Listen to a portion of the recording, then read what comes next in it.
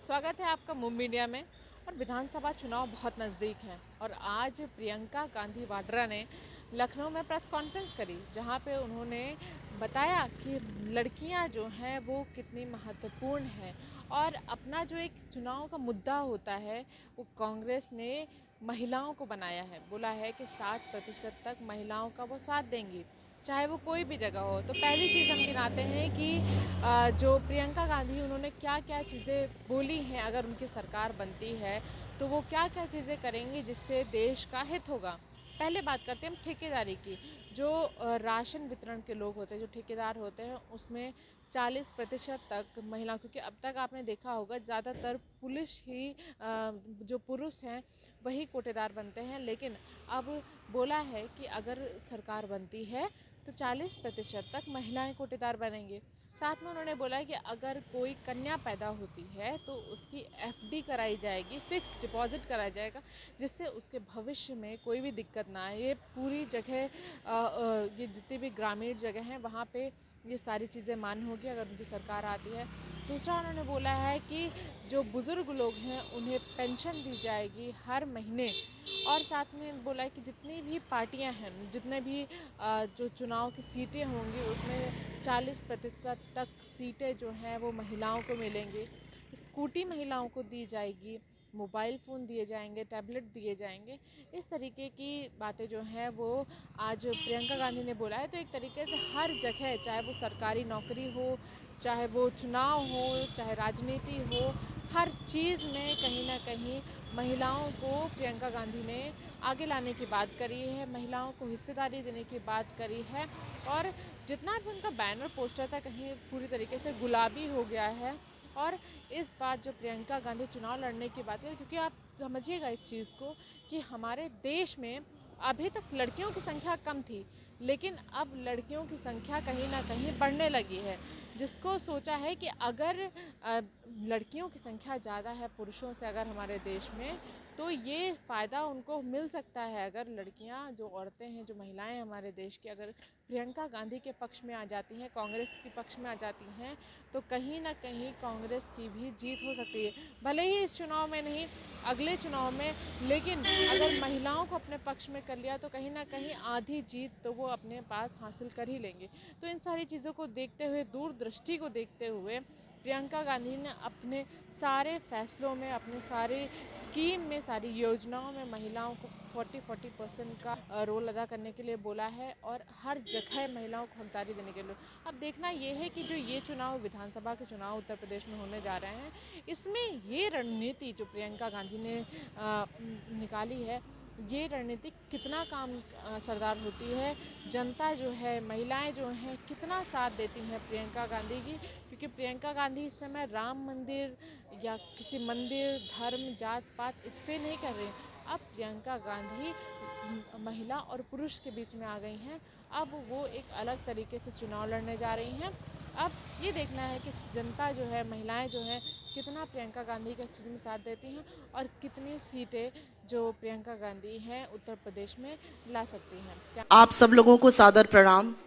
अखिल भारतीय राष्ट्रीय कांग्रेस की राष्ट्रीय महासचिव श्रीमती प्रियंका गांधी जी, सीएलपी की लीडर मोना मिश्रा जी, अखिल भारतीय राष्ट्रीय महिला कांग्रेस की अध्यक्ष नेटा डिसूजा जी, नसीमुद्दीन सिद्दीकी जी और यहाँ पर सारे वरिष्ठ कांग्रेस जनों के साथ मैं आप सबका तहे दिल से स्वागत करती हूँ।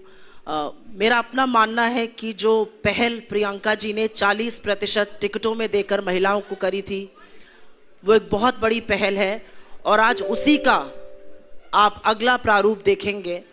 इससे पहले कि हम आपको आज के मैनिफेस्टो के बारे में बताएं, एक एंथम जो लड़की हूं लड़ सकती हूं, एक बहुत सशक्त नारा, जो नारा आज इस प्रदेश की नहीं, देश की बहुत सारी लड़कियां बोल रही हैं, लड़ने की शिद्दत रखती हैं, उनके हमने लिए एक एंथम बनाया है। और वो एंथम हम चाहते हैं पहले आप देखें, सुने। और ये दुर्गा स्तुति का एक एंथम है, तो इसको जरूर देखिए और उसके बाद हम लोग मैनिफेस्टो पे जरूर बात करेंगे।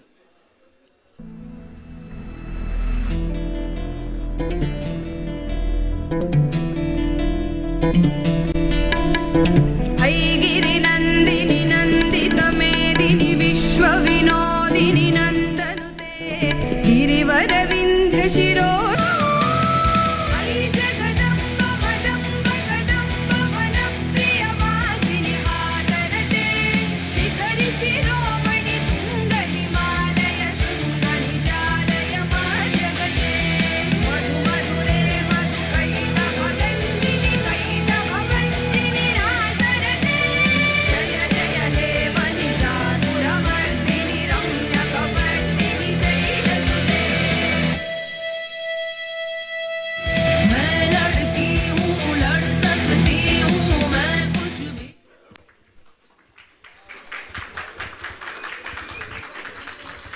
मुझे लगता है इससे ज्यादा सशक्त नारा आज तक लड़कियों के लिए इससे पहले किसी ने नहीं दिया था। भारतीय राजनीति के अपने बहुत सारे पड़ाव रहे हैं, उन पड़ावों ने बड़ी क्रांतिकारी देखी है, चाहे वो श्वेत क्रांति हो, हरित क्रांति हो, पंचायती राज में 33% महिलाओं के आरक्षण की क्रांति हो, आईटी और दूरसंचार की क्रांति हो। और हर क्रांति जब हम इतिहास पलट के देखते हैं तो कहीं लगता है कि वहां से राजनीति ने एक नया मोड़ लिया। मेरा अपना मानना है कि 40% महिलाओं का टिकट एक वो बड़ा पड़ाव था, और आज उसी को आगे ले जाने के लिए, उसको वास्तविकता बनाने के लिए, उसको असलियत बनाने के लिए ये शक्ति विधान महिला मैनिफेस्टो के साथ हम आपके पास आए हैं। महिलाओं की भागीदारी सामाजिक रूप से और राजनीतिक रूप से ये सशक्त करेगी और सुनिश्चित करेगी। मैं आग्रह करती हूँ हमारी महासचिव आदरणीय प्रियंका जी से कि वो इस मैनिफेस्टो के बारे में आपसे बात करें। ये पहला इतिहास में, हिंदुस्तान की राजनीति में ये पहला वुमेन मैनिफेस्टो है, तो जरूर इसको आगे भी इस बात को पहुंचाइए।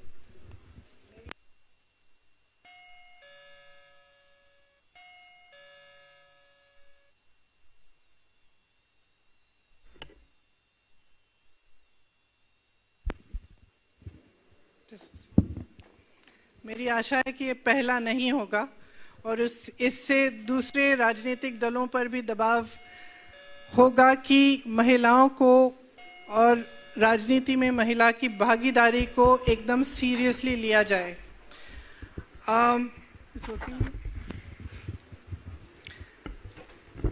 देखिए, दृढ़ निश्चय, सक्षमता, शक्ति, ये महिला के सहज गुण होते हैं। इसके साथ साथ करुणा, दया, आशा, साहस, ये सब महिलाएं, उनका गुण होता है। हम चाहते हैं कि ये गुण राजनीति में भी प्रकट हो। इसके बारे में आपको हमने पहले बताया कि हमने इसीलिए 40% भागीदारी महिलाओं को इसलिए दी ताकि उनकी जो सशक्तिकरण की बात है वो सिर्फ कागज पे न रहे। आज तक जो महिलाओं की सशक्तिकरण की बात होती है वो ज़्यादातर पब्लिसिटी और कागज़ों में और चुनाव के समय, इलेक्शन के समय ऊपर आती है, उभरती है। जब महिला राजनीति में पूरी तरह से भागीदार बनेगी तब उसका ट्रांसलेशन सिर्फ पब्लिसिटी, सिर्फ कागजी बातों, सिर्फ ऐलानों से जाकर एक्चुअली ज़मीन पे होगा। इसकी शुरुआत पंचायती राज में कांग्रेस पार्टी द्वारा जो 33% आरक्षण था उससे इसकी शुरुआत हुई। कांग्रेस पार्टी ने देश को पहली महिला प्रधानमंत्री दी। उत्तर प्रदेश में सुचेता कृपलानी जी यहाँ की पहली महिला मुख्यमंत्री भी रही, वह भी कांग्रेस पार्टी की थी। हमारे देश में महिला प्रधानमंत्री तब बनी जब दूसरे विदेश में और पूरे दुनिया भर में बहुत कम महिलाओं की राजनीति में उस स्तर पर भागीदारी होती थी। आज जाकर अमेरिका में एक महिला वाइस प्रेसिडेंट पहली बार बनी है कुछ सालों पहले, और हमारे देश में एक महिला प्रधानमंत्री बहुत समय पहले बनी थी। ये कांग्रेस पार्टी की सोच थी।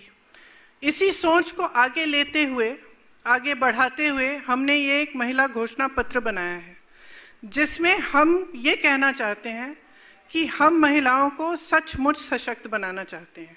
महिलाओं को सचमुच सशक्त बनाने के लिए हमें एक ऐसा वातावरण बनाना पड़ेगा जहाँ पे महिलाओं की अभिव्यक्ति बंधनों को तोड़ सके, जो एकदम महिलाओं को अपना पूरा फ्रीडम ऑफ चॉइस मिले, अपनी पूरी भागीदारी मिले राजनीति में, समाज में इस तरह की भागीदारी मिले जिससे उनका अत्याचार बंद हो, उनका शोषण बंद हो। जहाँ जहाँ मैं जाती हूँ, खास तौर से उत्तर प्रदेश में मैंने देखा है कि बहुत शोषण होता है महिलाओं का और वह लड़ रही हैं।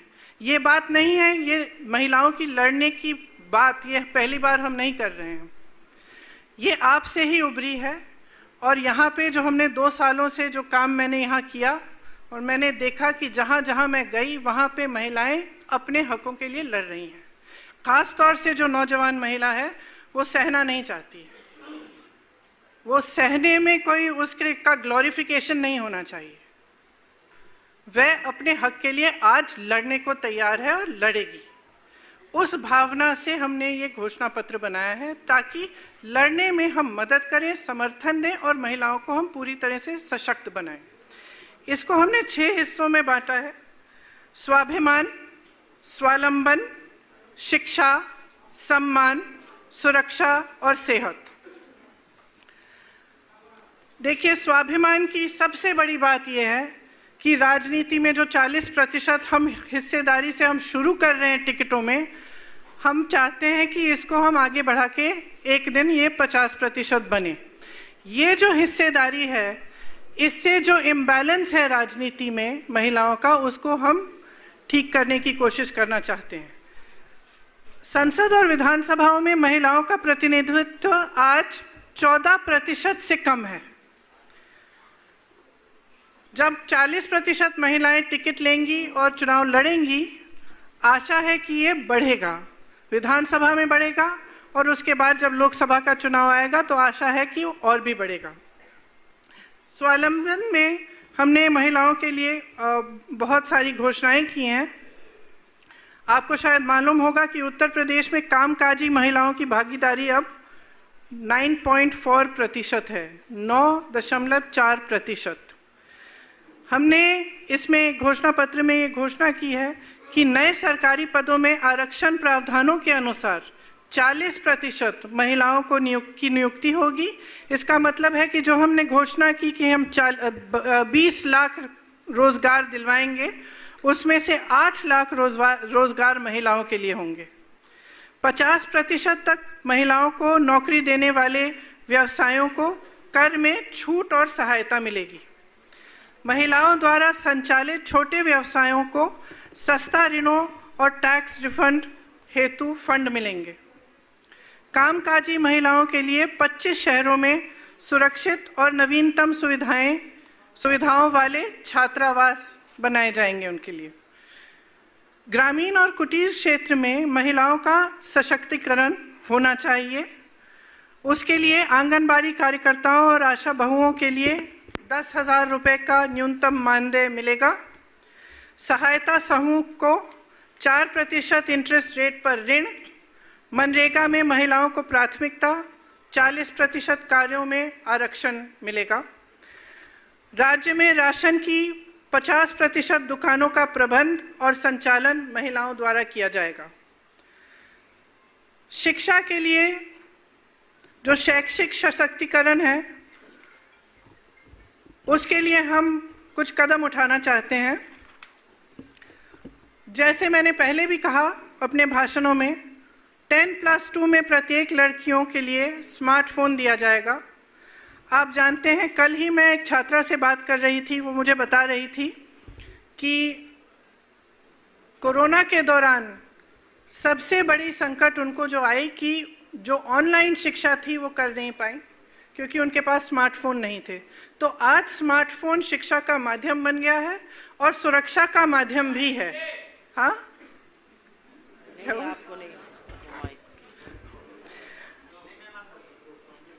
अच्छा, सॉरी। तो 10+2 की छात्राओं को स्मार्टफोन मिलेगा। जैसे मैं कह रही थी, ऑनलाइन शिक्षा में सुविधा मिलती है और सुरक्षा के लिए भी ये बहुत महत्वपूर्ण बन गया है। इसी तरह से स्नातक में जो नामांकित प्रत्येक लड़कियों को स्कूटी मिलेगी। राज्य भर में वीरांगनाओं के नाम पर 75 दक्षता विद्यालय शुरू किए जाएंगे। ये हर जिले में होंगे। इसमें महिलाओं को दक्षता के लिए प्रशिक्षण और तरह तरह की ऐसी चीज़ें सिखाई जाएंगी जिससे वे सशक्त बन पाएं। महिलाओं पर केंद्रित विशेष रोजगार की एक्सचेंज बनाई जाएगी। राज्य भर में महिलाओं द्वारा प्रबंधित और संचालित संध्या विद्यालय भी होंगे। खासतौर से ये जो अर्बन सेंटर्स हैं और शहरों में हैं, ये यहाँ लगवाए जाएंगे जहाँ पर महिलाएं शाम को आकर पढ़ाई कर सकेंगी और इनके लिए जो सुरक्षा की सुविधाएं हैं उनको हम अच्छी तरह से बनवाएंगे। आपको शायद पता होगा कि कोरोना के कारण माध्यमिक स्तर की 1 करोड़ छात्राओं ने शिक्षा छोड़ी यूपी में। 2014 में शिक्षा के बजट में लगातार कटौती हुई है। 2014 के बाद से बेटी बचाओ बेटी पढ़ाओ का 60% बजट सिर्फ विज्ञापनों में खर्च किया गया है। इसीलिए मैं कहती हूँ कि महिलाओं के सशक्तिकरण की बात जो है सिर्फ विज्ञापनों में रह चुकी है, और महिलाओं को जिस तरह से भागीदार बनाना चाहिए उस तरह से बनाने की कोशिश भी नहीं रही है। ये इसलिए कि सब राजनीतिक दल ये पहचानते हैं कि अगर इस देश की सारी महिलाएं अपनी शक्ति को पहचानें और उस शक्ति को एक राजनीतिक शक्ति में बदल दें तो ये देश बदल सकता है। तो ये जो जातिवाद, सांप्रदायिक जो राजनीति है ये खत्म हो सकती है। तो मैं आग्रह करना चाहती हूँ सारी महिलाओं से, अपनी सारी बहनों से, कि एक बहुत बड़ा मौका है। आपको अपनी शक्ति को पहचानना है और उसको इस्तेमाल करना है। विकास की राजनीति को लाइए इस देश में, और खास तौर से उत्तर प्रदेश में। इसके साथ साथ आगे बढ़ते हुए घरेलू क्षेत्र में मान्यता और सशक्तिकरण के लिए आप सब जानते होंगे, एनएसएस रिपोर्ट में ये आया है कि भारतीय महिलाएं अवैतनिक घरेलू कामों में 5 घंटे हर रोज कम से कम काम करती हैं, और इसके साथ साथ भारतीय पुरुष अवैतनिक घरेलू कामों में सिर्फ 1.5 घंटा प्रतिदिन करते हैं। तो ये बहुत इम्बैलेंस है, समाज में भी है। राज्य भर में सरकारी बसों में महिलाओं के लिए हम मुफ्त यात्रा दिलवाना चाहते हैं। महिलाओं को हर साल 3 गैस सिलेंडर मुफ्त मिलेंगे। प्रत्येक बुजुर्ग महिला और विधवा को 1000 रुपए का मासिक पेंशन मिलेगा। प्रत्येक ग्राम पंचायत में महिला चौपाल का निर्माण किया जाएगा और गरीब परिवारों को मुफ्त इंटरनेट दिया जाएगा। महिलाओं के लिए निजी क्षेत्र या अंतर्राष्ट्रीय विद्यालयों के साथ साझेदारी में 10 विश्व स्तरीय आवासीय खेल अकादमी महिलाओं के लिए हम बनवाएंगे। परिवार में पैदा होने वाली प्रत्येक बालिका के लिए एक एफडी सावधि जमा बनवाई जाएगी। घरेलू हिंसा और नशे से निपटने के लिए प्रशिक्षित सामाजिक कार्यकर्ता की नई योजना बनेगी, जिससे जिन महिलाओं को घरेलू हिंसा का सामना करना पड़ता है उन्हें समर्थन मिले। उनके लिए एक पॉइंट हो जहां वो जा सकती हैं, मदद मांग सकती हैं, जहां पे दूसरी महिलाएं उनको ठीक तरह से समझा सकती हैं और जो उनके हक हैं उनसे अवगत कर सकती हैं, और उनके जो अधिकार हैं और जो लीगल टर्म्स हैं। सुरक्षा के लिए मुझे कहने की ज़रूरत ही नहीं है, शायद सबको मालूम है कि उत्तर प्रदेश में महिलाओं की सुरक्षा की क्या हालात है। यहाँ पे एक ऐसा दिन नहीं बीतता जहाँ कोई महिला मेरे पास आती है और मुझे कहती है कि उसके साथ कितना अत्याचार हुआ है और कितना शोषण हुआ है। एक दिन नहीं बीतता, हर रोज़ कोई ना कोई आके कहता है कि मेरे साथ ये हुआ है। न प्रशासन से मदद मिल रही है, न पुलिस से मिल रही है, और अधिकतर केसेस में हमने देखा है कि प्रशासन और पुलिस मदद अपराधियों की करती है, क्योंकि अपराधी ज़्यादातर सत्ताधारी होता है या फिर जो सत्ता में है उनके साथ उनका कोई रिलेशनशिप होता है या उनकी जान पहचान के होते हैं। तो हमने बार बार ये देखा है। तो हम चाहते हैं कि महिला सुरक्षा के लिए कुछ ऐसे स्टेप्स लिए जाएं जिससे ये चीज़ें, इनमें सख्ती आए। उसके लिए पुलिस बल में 25% महिलाओं को नौकरियां देने का हमने घोषणा की है, और हर थाने में महिला कांस्टेबल होनी चाहिए। बलात्कार जैसे अपराध की शिकायत के 10 दिन में यदि अत्याचार अधिनियम की धारा 4 का पालन न हो तो अधिकारी के निलंबन का एक कानून बनाया जाएगा।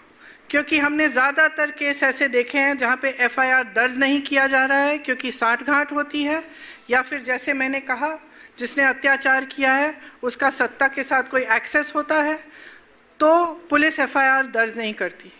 तो इसमें हम चाहते हैं कि एक कानून बनाया जाए कि ऐसे केसेस जो हैं इसमें अगर किसी ने एफआईआर दर्ज नहीं किया तो उसके खिलाफ कार्रवाई की जाएगी।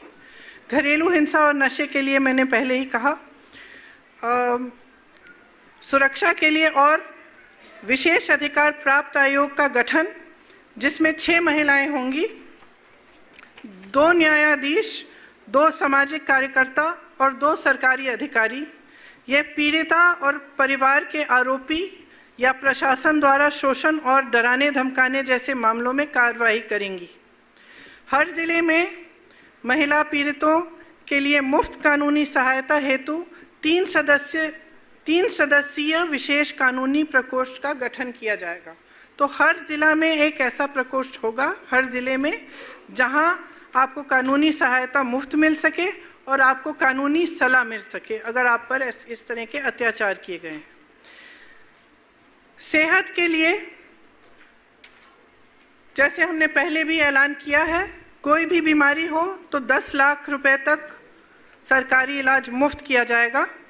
इसके साथ साथ ग्रामीण और शहरी क्षेत्रों में नए स्वास्थ्य केंद्र खोले जाएंगे। पीएचसी और सीएचसी को मजबूत किया जाने के लिए अस्पतालों, विश्वविद्यालयों और विद्यालयों में मानसिक धर्म से संबंधित वस्तुओं और दवाओं की मुफ्त आपूर्ति होगी।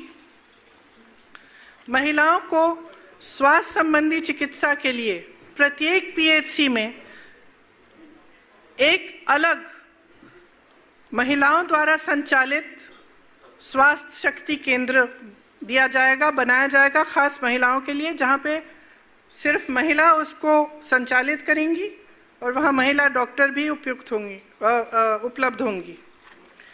तो ये स्वास्थ्य के लिए थी। ये मोटी मोटी है जो हमने पॉइंट्स हमने अपनी घोषणा पत्र में डाले हैं, लेकिन इससे ज़्यादा भी बहुत सारी ऐसी, ये हमारा घोषणा पत्र है।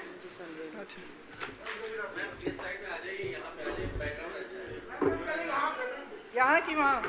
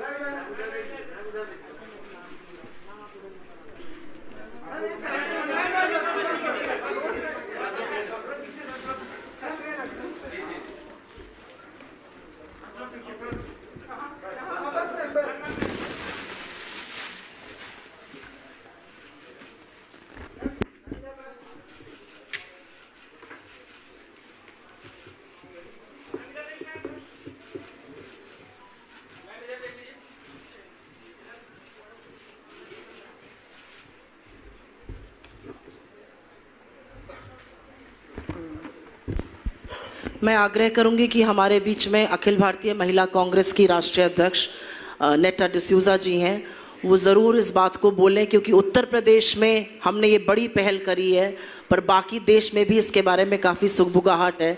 तो नेटा जी, आपसे आग्रह है कि इस बड़ी पहल का, इस सशक्तिकरण के बारे में ज़रूर बोलें। थैंक यू सुप्रिया जी। उत्तर प्रदेश में जो प्रियंका गांधी जी ने जो पहल लिया है 40% रिजर्वेशन महिलाओं के लिए, संगठन के अंदर की बात है। कांग्रेस पार्टी के 40% टिकट्स महिलाओं को दिया जा रहा है। उत्तर प्रदेश की महिलाएं तो बहुत ही भाग्यशाली है और आवाज पूरे देश से उठ रही है। अब आज जो मैनिफेस्टो यहाँ पे जो रिलीज हुआ है, आप सभी पत्रकार भाइयों ने देख ही लिया होगा और सुन ही लिया होगा। आपके अंतरात्मा ये कह रही होगी कि जो भी बातें उठाए हैं महिलाओं को लेके, वो बातें बिल्कुल उत्तर प्रदेश की महिलाओं की राजनीतिक सशक्तिकरण 40% टिकट्स देके और उत्तर प्रदेश के महिलाओं के बारे में जो सोच है कांग्रेस पार्टी की वो इस महिला मैनिफेस्टो में है। पूरे देश से महिलाएं बढ़ चढ़ के सोच रही है कि कब संगठन के अंदर भी ये डिसीजंस हो जाए, जब दूसरे प्रदेशों में भी ये डिसीजंस है। पर अब उत्तर प्रदेश की बात है, मुझे पूरा विश्वास है उत्तर प्रदेश के महिलाओं पे कि वो बढ़ चढ़ के महिलाओं को जिताने का भी काम करे, ताकि सही मायने में पूरे देश में महिलाओं की राजनीतिक सशक्तिकरण विधानसभाओं में भी हो। धन्यवाद।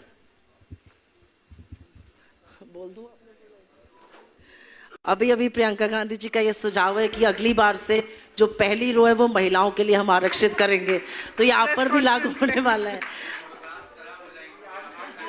नेक्स्ट रो से हमारी सीएलपी की लीडर मोना मिश्रा जी हमारे बीच में है, इस मैनिफेस्टो कमेटी की सदस्य रही हैं और इसके बाद महिलाओं के बारे में जोर शोर से लड़ती हैं प्रियंका जी के साथ, वो जरूर इस पर कुछ बोलेंगी। अभी सबसे पहले तो मैं आज आभार व्यक्त करूंगी आदरणीय प्रियंका गांधी जी का कि आज उन्होंने एक सपने को सच किया है।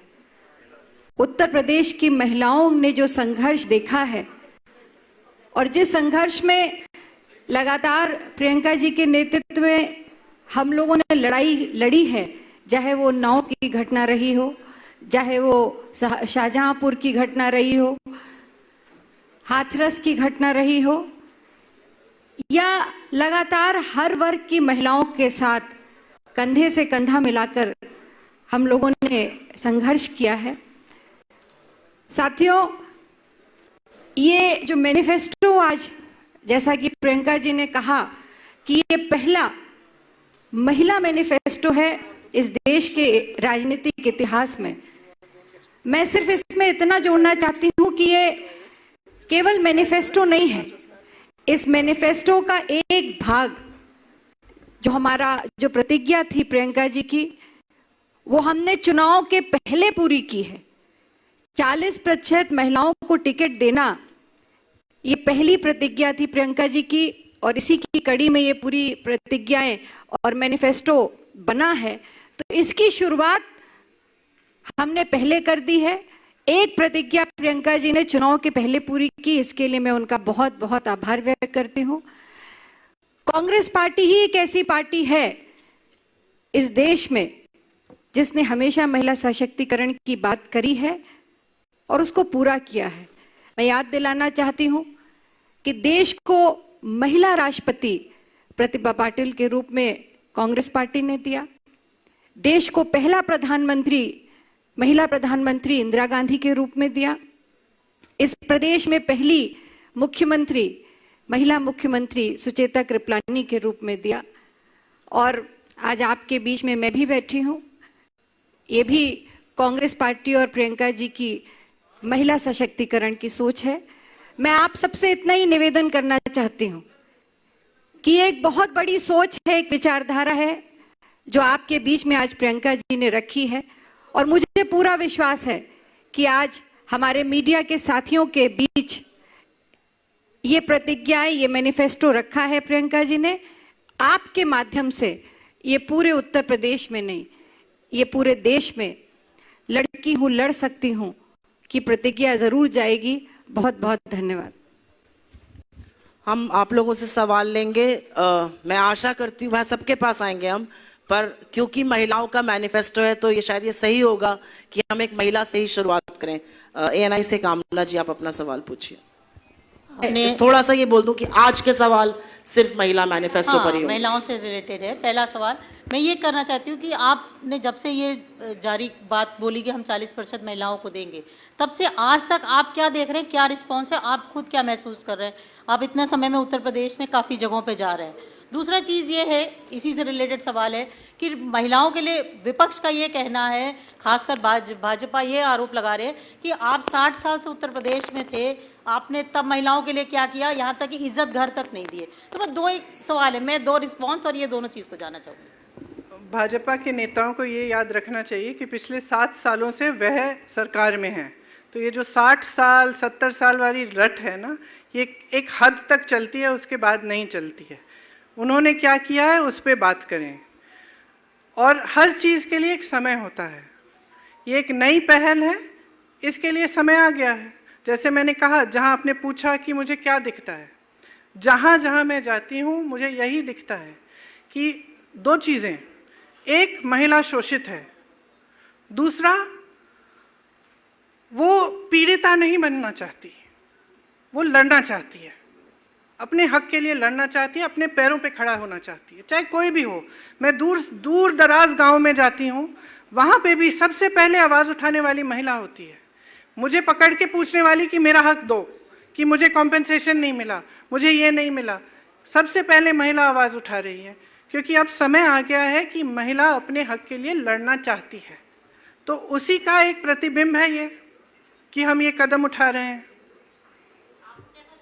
रिस्पांस बहुत अच्छा है, जहाँ जहाँ मैं जाती हूँ, सब खासतौर से नौजवान लड़कियों में टिकट्स के लिए आपको लग रहा है कैंडिडेट्स? बिल्कुल, कैंडिडेट्स के लिए बहुत सारे एप्लीकेशंस आए हैं, काफ़ी हमने अभी क्लियर भी कर लिए हैं, और जल्द ही मैं पहली लिस्ट को अनाउंस भी कर लूँगी।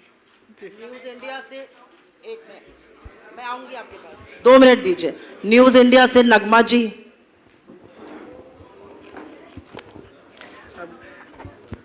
प्रियंका जी, मेरा सवाल आपसे ये है कि नो डाउट कि जब से आपने ये नारा दिया है कि लड़की हूँ लड़ सकती हूँ, उत्तर प्रदेश में लड़कियों में थोड़ी जागरूकता आई हुई है, लेकिन क्या उत्तर प्रदेश में 2022 के चुनाव को लेकर ये सारी चीज़ें हो रही, लेकिन जहाँ जहाँ आपकी सरकारें हैं वहाँ पर महिलाओं के लिए क्या कर रही हैं आप? देखिए, यहाँ से हमने पहल की है। अब मेरी आशा है कि जहाँ जहाँ हमारी सरकारें हैं और दूसरे प्रदेशों में भी ये इस तरह की पहल हो, लेकिन मैं उत्तर प्रदेश की इंचार्ज हूँ, मैं यहाँ की प्रभारी हूँ, मैं यहाँ के लिए जिम्मेदार हूँ, इसलिए मैंने ये कदम यहाँ उठाया है। मेरी आशा बल्कि ये है कि सारे राजनीतिक दल इससे एक नया कदम उठाएं। जी जी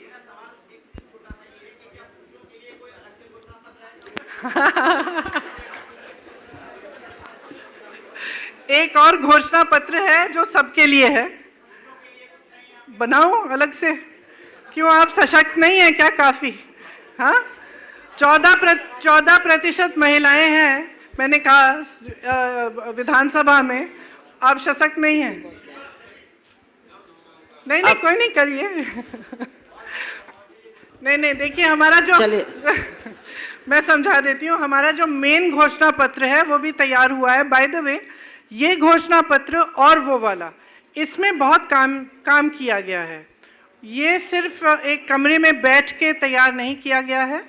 पिछले 10 महीनों से हमारी जो घोषणा पत्र समिति है, जिसके चेयरमैन सलमान खुर्शीद साहब हैं और सुप्रिया जी, मोना जी भी उस घोषणा पत्र समिति में हैं, वे हर ज़िले में गए हैं। ज़िले वार उन्होंने अलग अलग ग्रुप से बात की है, महिलाओं से, पुरुषों से, समाज के जो ग्रुप्स हैं सबसे बात की है, और उसके आधार पर ये घोषणा पत्र बना है। ये महिला वाला भी, और जो मेन घोषणा पत्र है जो मेरे ख्याल से अब 2 हफ्तों में तैयार हो जाएगा, तो उसका रिलीज भी होगा, उसमें भी मैं आपको निमंत्रण दूंगी, आप आइए।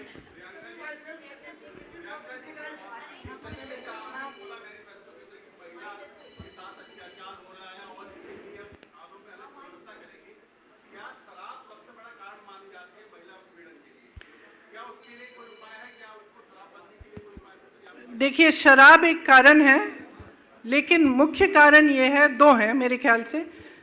एक तो समाज में जो धारणाएं हैं, दूसरा कि महिला सशक्त नहीं है, और उसको सशक्त बनाने के लिए ठीक ढंग से काम नहीं किया गया है। सच्चाई ये है, और मेरा ये विश्वास है कि जब महिला राजनीति में पूरी तरह से भागीदार बनेगी तो ये बदलाव खुद लाएगी।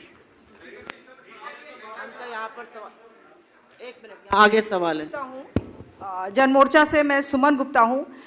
इसमें महिला किसानों की बात इस तरीके से नहीं कोई आई है, क्योंकि उत्तर प्रदेश का जो जमींदारी एबोलिशन एक्ट या अभी जो राजस्व संहिता है उसमें महिला को उस तरीके से अधिकार नहीं मिल पाए हैं जिस तरीके से उसके विरासत में पुरुषों की या उसके भाई के या उसके बीडो को मिलते हैं। तो इस संबंध में आपने अपने इस घोषणा पत्र में कुछ नहीं लिखा है, जबकि ग्रामीण क्षेत्र में बहुत सारी महिला मजदूर काम कर रही हैं। ठीक है, इस पे ध्यान देकर हमने मनरेगा में भागीदारी लिखी है 40%, उसको थोड़ा कुछ हद तक वो कवर हो जाता है, लेकिन इस पर भी हम ध्यान देके कुछ जी जी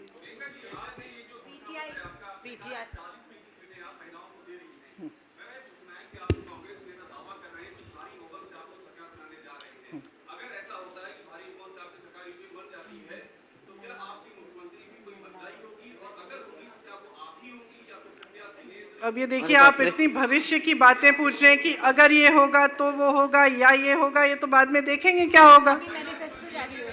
हो सकता है, क्यों नहीं हो सकता। पीटीआई आप शुभकामनाएं दीजिए मैनिफेस्टो के साथ, आप शुभकामनाएं दीजिए कि ये वक्त आए कि सवाल आप जब चुनाव के बाद हम लोगों से पूछ पाए। धन्यवाद। पीटीआई से पीटीआई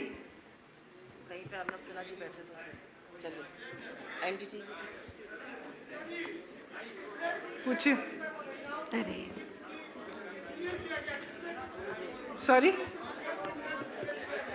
मैं सच्चाई बताऊं आपको, अभी तक जो हमने लिस्ट आपस में जो अभी क्लियर की है उसमें अभी तक 60 महिलाएं और 40 पुरुष हैं। प्रियंका तो, जी आप हमने अभी जवाब दे रहे हैं, तो अभी तक जो हमने क्लियर किए हैं नाम, अभी उसको हमने पब्लिक नहीं किया है क्योंकि हम थोड़े ज़्यादा करना चाहते हैं। बहुत ज़्यादा एप्लीकेशंस हैं तो उसमें टाइम लगता है। अभी तक 60 महिलाएं और 40 मेल हैं। एक मिनट, ये सवाल इधर है, आप पूछिए सवाल। मेरा एक सवाल है प्रियंका जी, ये सारी घोषणाएं तो आप तब लागू करेंगी जब सत्ता में आएंगी। योगी जी कह रहे हैं कि इस बार जो है मंदिरों में जा रहे हैं विपक्ष के नेता, तिलक लगा रहे हैं, और इस बार अगर हमारी सरकार बन गई तो ये सारे जो नेता हैं विपक्ष के, ये कार सेवा करते हुए नजर आएंगे मंदिरों के बाहर। तो इस पर आपका क्या कहना है?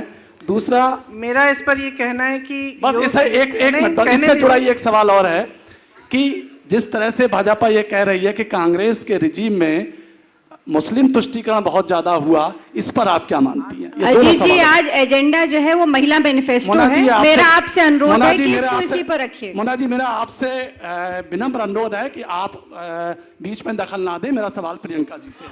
मेरा आपसे विनम्र अनुरोध है, आप दखल ना दें। आप दखल देंगे मैं थोड़ा ज्यादा बोलूंगा। लेकिन मैं सिर्फ एक चीज कहना चाहती हूँ। मुझे प्रियंका जी आपसे विनम्र अनुरोध है, इस पर मुझे जवाब चाहिए। इस संदर्भ में मैं सिर्फ एक चीज कहना चाहती हूँ कि योगी जी को क्या मालूम कि मैं कहाँ जाती हूँ, कौन से मंदिर में जाती हूँ और कब से जा रही हूँ। उनको ये मालूम है कि मैं 14 साल की उम्र से मैं व्रत रखती थी। उनको क्या मालूम? क्या वो सर्टिफिकेट देंगे मुझे अपने धर्म का या जो मेरी आस्था है उसका? मुझे उनकी प्रमाण पत्र की कोई जरूरत नहीं है। जो मेरी आस्था है वो मेरी आस्था है। हम अंतिम सवाल लेंगे। नहीं, एक सवाल और लेंगे। आपका सवाल मैनिफेस्टो पे है, पूछिए।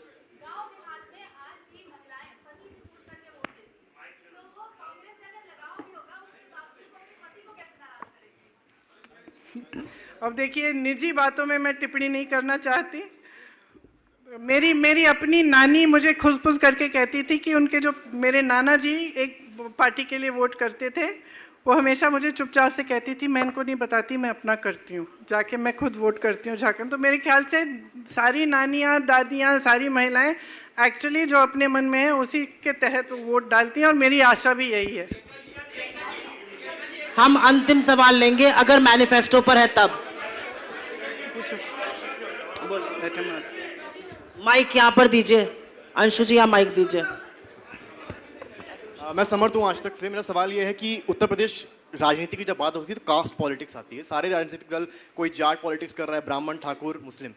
ऐसे टाइम पर आप महिलाओं को लेकर आगे आ रही हैं, आपका फोकस केवल महिलाओं पर है। नहीं, केवल महिलाओं पर नहीं है, ज्यादा है। तो क्या ये सक्सेस होगा? अब अगर मैं नहीं सोचती कि इसमें सक्सेस होता तो मैं क्यों करती। मैं इसीलिए कर रही हूँ क्योंकि मैं चाहती हूँ कि इस पहल का सक्सेस हो, कि महिलाएं सशक्त बने, कि महिलाएं आगे आएं, राजनीति में पूरी तरह से भागीदार बने। और सिर्फ ये सक्सेस का मैं माप ये चुनाव को नहीं देख रही हूँ। मैं चुनाव में जो होगा वो देखा जाएगा। महिलाएं जब खड़ी होंगी, चुनाव लड़ेंगी, तो वो सशक्त बनेंगी, चाहे वो जीतें चाहे वो हारें। अगर जीतेंगी तो बहुत ही बढ़िया, और ऐसी महिलाएं मेरे पास एप्लीकेशन देके गई हैं जो सशक्त हैं, सक्षम हैं। अगर नहीं भी जीतें तब भी बहुत बढ़िया है, क्योंकि एक बार नहीं जीतेंगी, अगली बार और सक्षम बनेंगी। तो हमारी ये जो पहल है ये सिर्फ चुनाव के नज़रिए से नहीं है। हम बहुत स्पष्ट हैं, हम महिलाओं के सशक्तिकरण के लिए एकदम पूरी तरह से संजीदगी से हम पहल लेना चाह रहे हैं। बस धन्यवाद, बहुत बहुत धन्यवाद आपका। कैमरामैन शिवम के साथ शोभनी Verma, Lucknow. Subscribe now and press the bell icon. Never miss an update.